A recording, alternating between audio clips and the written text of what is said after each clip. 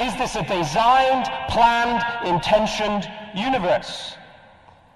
He wants to find fault with religions. He says there are errors in human reasoning, things that are impossible. Well, on what basis are they impossible?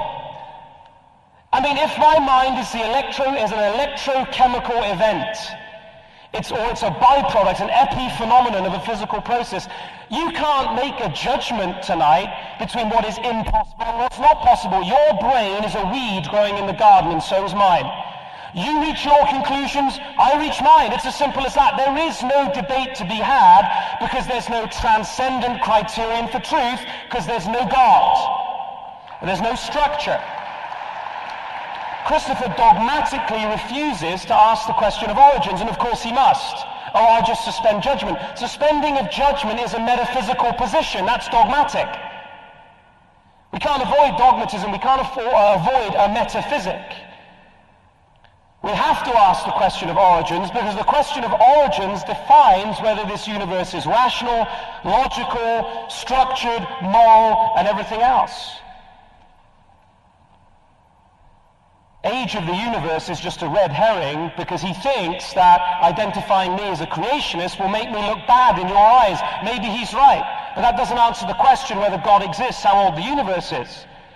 He claims that we've got this authoritative basis for physics. Leon Lederman, the Nobel laureate, said, "To believe things that cannot be proved is the essence of physics." I cited Ernst Mach, who said, didn't even believe in atoms. We don't have an established cosmology.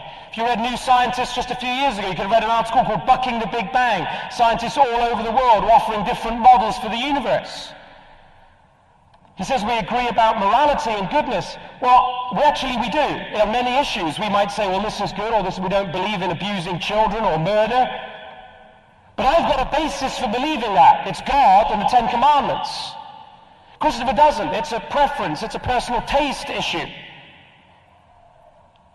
Maybe if he has a bad experience in a year's time, he may change his mind on some of those ethical parameters.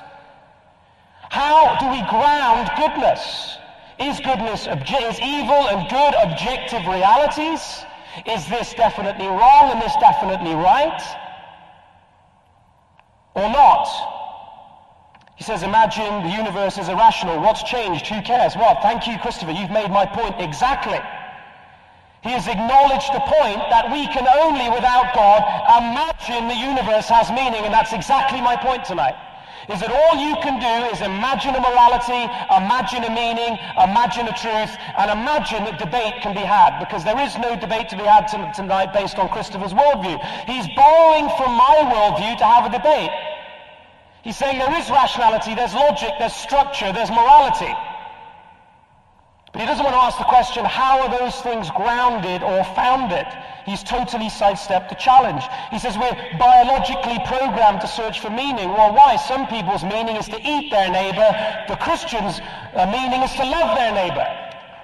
Which is it? Which is true? If they're culturally conditioned, is it right to eat your neighbor? If the objective of life is to pass on your genetic material, then why not copulate with as many people as possible? Why not commit rape and so on and so forth? Because you're passing on more effectively your DNA than others.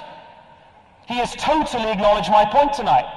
That this universe is what the existentialists say it is without God. We are confronted with an irrational surd, and all we can do is say, let's pretend that goodness and truth are real things.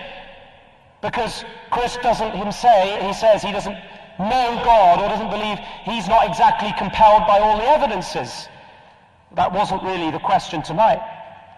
This is pure subjectivism and pure relativism. He says, I can't say for sure that God exists. I'm saying that tonight I can only have this debate or say anything rational if God does exist. That's the choice. This is either sound and fury signifying nothing, as Shakespeare put it, or God exists and this is a rational discussion where you can judge the valid from the invalid. Darwin himself acknowledged, how can we possibly trust our minds if we've arisen simply through blind chemical processes? He says, Occam's razor asks, which is the simplest? Well, I'll ask you, what's the simplest? That something came from nothing? That molecules and atoms arrange themselves into this design, this unity and diversity, this order and this structure.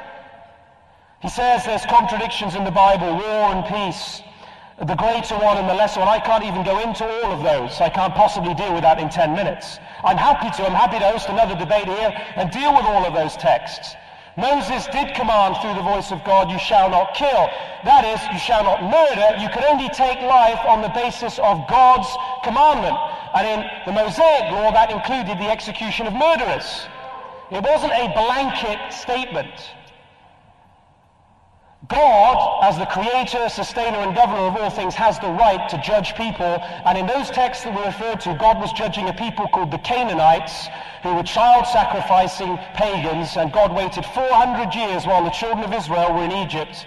And he says, my patience has now run out, and when the people went into the promised land, they dealt with those pagan nations as a basis of God's justice.